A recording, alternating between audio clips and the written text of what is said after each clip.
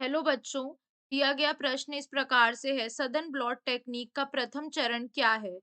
इसमें कह रहा है विशिष्ट प्रोब के साथ हाइब्रिडाइजेशन के लिए जेल पर डीएनए का डीनेचुरेशन, अनुवंशिक रूप से समान कोशिकाओं के समूह का उत्पादन, रेस्ट्रिक्शन एंजाइम के द्वारा डीएनए का पाचन, आपराधिक मामलों में न्यूक्लियोटाइड कोशिका में डीएनए का पृथक्करण। तो मुख्य अवधारणा क्या होगी इस प्रश्न की?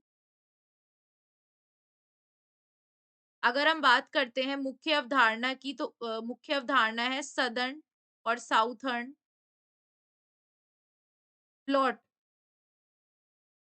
अब सदर्न ब्लॉट क्या होता है? यह एक ऐसी प्रक्रिया या तकनीक होती है जिसमें क्या होता है, जिससे हम पता लगाते हैं, जिसमें हम क्या करते हैं, हमें पता लगाना होता है, हम पता लगाते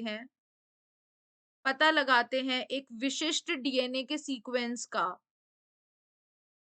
विशिष्ट डीएनए के सीक्वेंस का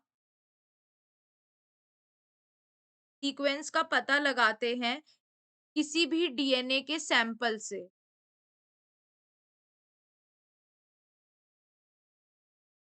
किसी भी डीएनए के सैंपल से इस तकनीक को हम कहते हैं सदर्न ब्लॉट। तो अगर हमें किसी भी डीएनए के सैंपल से हमें उसका पर्टिकुलर सीक्वेंस पता लगाना है, तो सबसे पहले हमें वो डीएनए चाहिए होगा।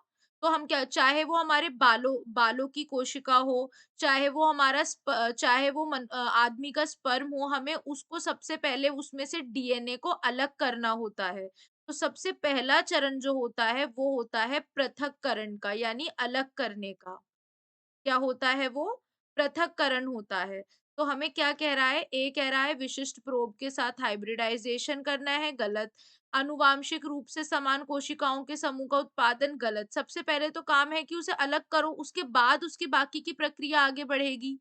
पाचन करना, यह भी गलत है। सबसे पहले आपराधिक मामलों में न्यूक्लियोटाइड कोशिका में डीएनए का पृथक्करण होता है। उसके बाद हम उसको आगे प्रोसीजर आगे बढ़ाते हैं। सही उत्तर क्या हो जाएगा? जी, आशा करती हूँ आपको समझ में आया होगा। धन्यवाद।